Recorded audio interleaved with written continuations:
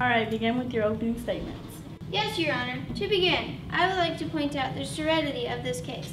Why would we sentence a 16-year-old child to prison? It's almost inhuman. I would now like to call Officer Pat to the stand. Do you swear to tell the truth, the whole truth, and nothing but the truth, so help me God? I do so solemnly swear.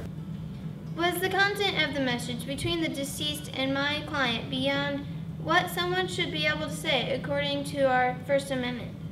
Well, personally, I wouldn't dare say that to someone online or in person. But if he thought it was needed, then yes, I suppose he could. Then I rest my case. Will the prosecution care to cross-examine? Yes, Your Honor, I would. Do you realize that if my client, the deceased, was truly killed through the internet, that it is considered involuntary manslaughter? I actually did not know that. Alright, okay then. Now that you know that, you must also know that if he is the cause, and the First Amendment has no jurisdiction over this. Objection! Overruled. Now, if he truly killed himself over this bullying, then the defense is guilty. I would like to show the jury and the people of the court a more in-depth look at the conversation between the two. If it pleases the court, I will now read the conversation. Or David Michaels. Hey creep. James Lamont. Hey, what did I do to get on your bad side? And then David Michaels says, I was never your friend. You're a weirdo, you smell and look bad. You should really kill yourself. And then David Michaels offline. Prosecution, your witness. I would like to call David Michaels to the stand. Put your hand on the Bible, son. Other hand, son. Put your hand up.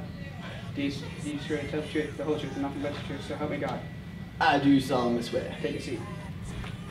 Can you answer this? When you did attack the deceased to the computer, did you realize the long-term effects of your actions? I was just kidding around to begin with, but then he took it too far. But to say that he took it too far is absolutely ridiculous. My client was emotionally unstable and couldn't control himself, and you should feel shame that he won't take credit for what you've done. Closing statements. Well, this young man, if anything, is an exact sample of our First Amendment. Our First Amendment is our First Amendment, no matter what. Prosecution, your closing statement.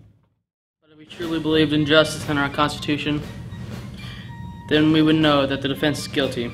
We can't think just because our First Amendment gives us the right to free speech that we can go all out and do whatever we want.